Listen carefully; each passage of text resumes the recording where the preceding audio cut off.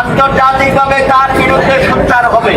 কিন্তু আমরা গত 15 দিনে যে তাদের প্রেস রিলিজ বা প্রেস স্টেটমেন্ট দেখেছি, আমি মনে করি বাংলাদেশ আবার একটা নতজানু পররাষ্ট্র নীতির মধ্যেই ঢুকে গেছে। এটা কখনো আমাদের কাম্য হতে পারে না। আমি মনে করি মাননীয় প্রধানমন্ত্রী তারেক রহমান, আপনি ডাক দেন 18 কোটি মানুষ এটার প্রতিবাদ করবে, মিছিল করবে আপনার নেতৃত্বে। সেই সব সাহস বাঙালিরা অতীতেও দেখিয়েছিল। একত্রের সরে তার বিরুদ্ধে লড়াই সংগ্রাম করে আমরা বিজয়ী হয়েছিলাম। আজকে এটা কোনো শুধু ইরানের বিষয় না, পারস্য উপসাগরের দেশগুলোর বিষয় না, সারা পৃথিবীব্যাপী জনগণ উৎকণ্ঠার মধ্যে আছে। আগামী কয়দিনে আমাদের অর্থনীতিতে অনেক চাপ পড়বে, আপনারা জানেন।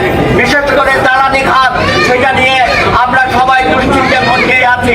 সুতরাং আজকে বিশ্ব মানবতার এই দুষ্কর্মকে অবশ্যই পরাজিত করতে হলে সারা পৃথিবীর শান্তিকামী মানুষকে ঐক্যবদ্ধ হতে হবে, তাদের আওয়াজ তুলতে হবে। বাংলাদেশের মানুষ আমরা এত অসহায় না, আমাদেরকে এত অসহায় ভাববেন না।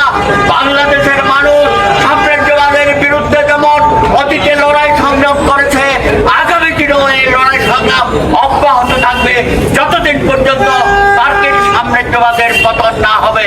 আপনি নতুন পররাষ্ট্রমন্ত্রী দিয়েছেন, তিনি বলেছেন যে গোপন চুক্তি হয়েছে আমেরিকার সাথে, সেটা নাকি বিএনপি এবং জামাতে ইসলামী তাদের সংগঠিত হয়েছে। আমি তার এই বক্তব্যে তীব্র প্রতিবাদ করি।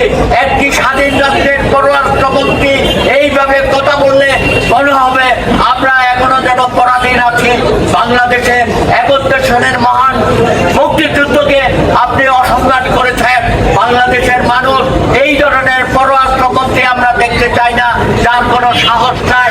অন্য দেশের বিজনক হয়ে বাংলাদেশ পরিচালিত হবে, শাসন করবে, এটা আমরা কখনো মেনে নিই নাই, অতীতেও মানি নাই, ভবিষ্যতেও সাম্রাজ্যবাদের বিরুদ্ধে বাংলাদেশের জনগণ দলমত নির্বিশেষে ঐক্যবদ্ধ হয়ে আবার আমরা রাজপথ নামাবো।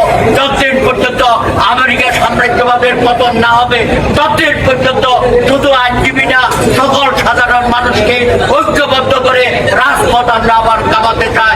আবার আসুন আমরা আইনজীবী সহ জনতা সহ সকলে ঐক্যবদ্ধ হয়ে রাজপথ প্রবর্তিত করে যে মার্কিন সাম্রাজ্যবাদের যতদিন পর্যন্ত পরাজিত করতে না পারবো, ততদিন পর্যন্ত বাংলাদেশের মানুষ ঐক্যবদ্ধ হয়ে তাদের বিরুদ্ধে লড়াই সংগ্রাম চালিয়ে যাবে।